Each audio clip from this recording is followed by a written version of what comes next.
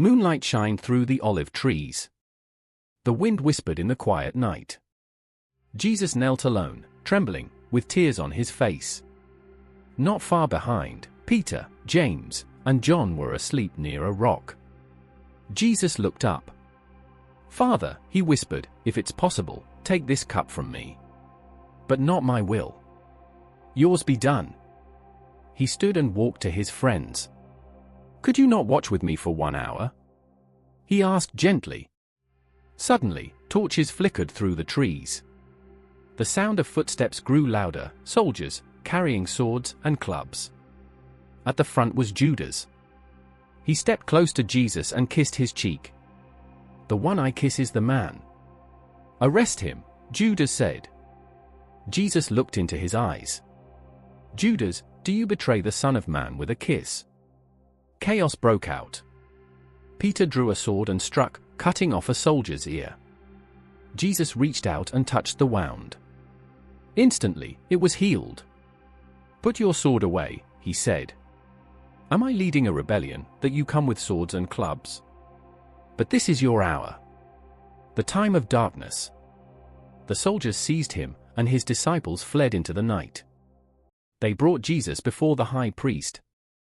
Bruised and bound, he stood as elders and teachers questioned him. "Are you the Messiah?" "The Son of the Blessed," the priest asked. Jesus answered, "I am. And you will see the Son of Man seated at the right hand of power."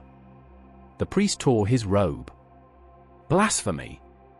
He must die," they shouted. They spat on Jesus, hit him, and blindfolded him. Guards struck him again and again. Meanwhile, outside by the fire, Peter sat in the courtyard. A servant girl pointed. "You were with Jesus of Galilee." "I don't know what you're talking about," Peter replied. Another said, "You're one of them." "I am not," Peter said. A third voice called out, "Your accent gives you away. I saw you with him." Peter swore, "I don't know the man." Just then, a rooster crowed. Peter froze. Tears filled his eyes. He ran away, weeping bitterly. At dawn, Jesus stood before Pilate. Bloodied. Silent. Pilate looked at the crowd. "I find no fault in him." But the crowd, led by the priests, shouted louder, "Crucify him! Crucify him! What evil has he done?" Pilate asked. Still, they screamed, "Crucify him!" Pilate washed his hands. "I am innocent of this man's blood," he said. And he handed Jesus over to be crucified. Darkness covered the sky as Jesus hung on a cross between two criminals. Soldiers mocked him. One of the men beside him shouted, "Aren't you the Messiah? Save yourself, and us." But the other said, "We deserve this. But this man has done nothing wrong." He turned to Jesus. "Lord, remember me when you come into your kingdom." Jesus replied, "Today, you will be with me in paradise." Then he looked to heaven. "Father, into your hands I commit my spirit." He breathed his last breath. The earth shook. The temple curtain tore in two. A Roman centurion standing nearby whispered in awe, "Truly, this was the Son of God." Later that evening, a man named Joseph of Arimathea wrapped Jesus' body in clean linen. With Nicodemus, they laid him gently in a tomb carved from rock. A heavy stone was rolled in front of it.